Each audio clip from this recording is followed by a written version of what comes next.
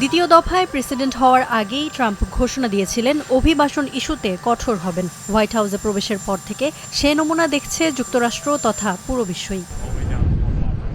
ট্রাম্পের সেই কড়াকড়িতে এবার নতুন করে ঘি ঢালল বুধবার এক অভিবাসীর গুলিতে 2 ন্যাশনাল গার্ড সদস্যের গুরুতর আহত হওয়ার ঘটনা। তারপর থেকেই নিজ মালিকানাধীন সামাজিক মাধ্যম ট্রুথ সোশ্যালে অভিবাসন ইস্যুতে একের পর এক পোস্ট করছেন প্রেসিডেন্ট ট্রাম্প। বৃহস্পতিবার আহত 2 সদস্যের একজন নিহত হওয়ার পর আরও ক্ষিপ্ত হয়ে ওঠেন তিনি।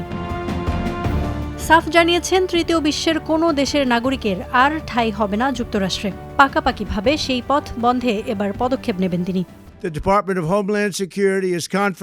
মার্কিন ব্যবস্থাকে পুরোপুরি পুনরুদ্ধার করতে তৃতীয় বিশ্বের সব দেশ থেকে অভিবাসন স্থায়ীভাবে স্থগিত করা হবে। বাইডেন প্রশাসনের অনুমোদিত লাখ লাখ অনুপ্রবেশকারীর অভিবাসন বাতিল করা হবে। যুক্তরাষ্ট্রের জন্য নিট সম্পদ নয় এমন সবাইকে অপসারিত হতে হবে। এসব পদক্ষেপের মাধ্যমে অবৈধ ও বিশৃঙ্খল জনসংখ্যার ব্যাপক হ্রাস ঘটানো হবে।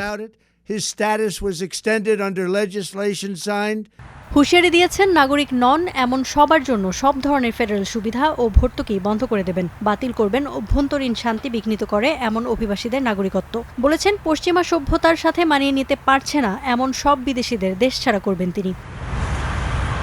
তবে ঘোষণায় কোনো দেশের নাম তিনি উল্লেখ করেননি। কোন কোন দেশ তার এই নিষেধাজ্ঞার আওতায় আসবে তা স্পষ্ট নয়। এ বিষয়ে রয়টার্সের মন্তব্যের অনুরোধে সাড়া দেয়নি হোয়াইট হাউস এবং US citizenship and immigration services.